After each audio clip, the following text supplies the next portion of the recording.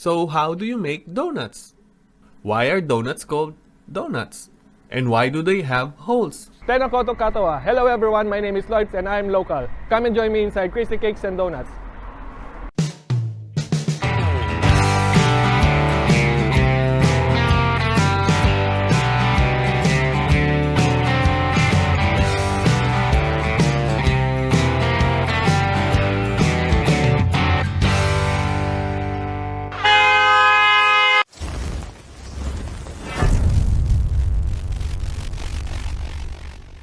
We are here in Jackson Street in Pitoni to check on one of the best local donut shops you can find around Lower Hutt and Wellington area. Today, I'm meeting Arnold Malata, the owner of Crazy Cakes and Donuts, and he will show us how their donuts are made fresh every day and served to their happy customers. Arnold and his wife Jackie start the day early and are usually preparing around 5 a.m. in their Pitoni branch.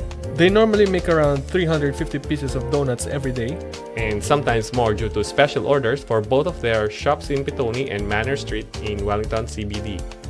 During the time when they were just starting out with their business, they did a lot of research and experiments for their recipes. This resulted in their own unique and perfect blend of flavor, texture, and aroma that we now enjoy in their donuts and cake products. At Crazy Cakes and Donuts, it is very important for them to follow the same process every time to ensure the consistency of their products. They have established their own standards so that their donuts have the perfect texture and taste that their customers love. Although donuts are popularized in America, it is believed that its origins are generally traced back to the liqueuc or oily cake that the Dutch settlers brought with them to New York in the 18th century. It is literally a sweetened cake or dough fried in fat.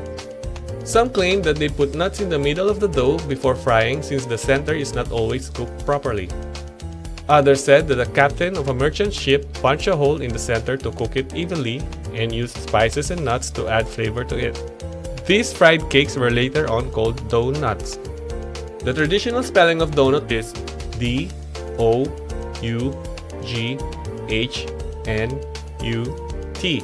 which was later on shortened to D-O-N-U-T, which is what we commonly know today. Okay, baking time. The dough is prepared by mixing the following ingredients: sugar, salt, butter, flour, yeast, egg, and water. Using an electric mixer, the dough is mixed in a low speed setting of about 6 minutes and then set to a higher speed for another 10 minutes. 6 minutes, by the way, is the optimal length of mixing time based on the series of testing that Arnold and Jackie did during the time when they were experimenting with their products. While waiting for the dough to finish, spread some flour on a clean workbench so the dough won't stick to it. Transfer the dough into the floured surface and start rolling out the dough using a rolling pin. This is done manually until the optimal thickness and consistency is achieved. So I got curious. I asked Arnold if I can try rolling out the dough so I can get a feel of what it's like to be a baker. This is my first time doing it. Not as good as what you No, because it's still in the flattening it. So when you balance it later on, it's gonna be. So I need to make sure like this. Yeah, Like that. yeah. The thickness is important. Before we do the measuring, but at this point of time, I don't think so. I need it anymore. Man, that was hard. It seems easy when I'm just watching him do it, but for someone like me who doesn't bake, it really took effort. It's a good form of exercise though. Moving on, after achieving the consistency, you can now start cutting it into the desired donut shape. Maybe a star, a butterfly, a car, a bunny, or just settle with a classic shape, circle with a hole. By the way, during preparation, there are no dough wasted because all excess is then rolled back together and shaped into donuts. I also tried cutting the donuts and, of course, it didn't turn out right. The next thing we need to do now is put the cut dough in a tray and allow them to rise in a proofer machine in about an hour. During this time, we let the yeast do its work. The yeast is used to create air that makes the dough rise and gives the bread a light and spongy texture. After proofing, the dough is then cooked into the fryer. Separately, we now prepare and ready the icing. After the dough is cooked, We can now add the icing, decorations, and fillings into the donuts. And boom! And boom! And boom! Okay, whatever.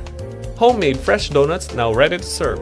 Crazy Cakes and Donuts value customer satisfaction, and with this in mind, they still continue to create new flavors for us to enjoy, like their new product that is available in Pitoni store, which is cookies and cream. They currently have over 15 types of products to choose from. Crazy Cakes and Donuts have been in existence for about 9 years now. The Pitoni shop is where all the magic happens, while the Manor Street branch is like a hole-in-the-wall shop which also offers coffee for those of us who need a cuppa. So if you need a dose of sweet, doughy goodness that's tasty and affordable, drop by and check them out at Crazy Cakes and Donuts. But don't just take my words for it. Why don't you take a look at what their customers are talking about? I would like to take this opportunity to say thank you for our valued customers that are having continued patronage to our business. To those who wishes us luck, those who congratulate us, those who giving us the spirit and support, we are so much thankful for all of you.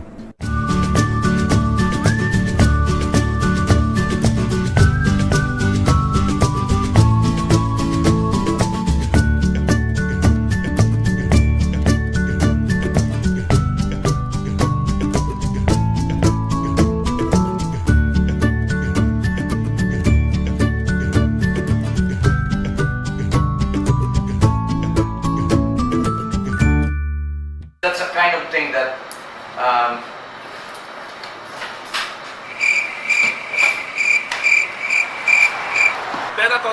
Hello everyone, I'm Local. Come and join me inside Crazy Cakes and Donuts. Hello, my name is Lloyd and I'm Local. Come and join me inside Crazy Cakes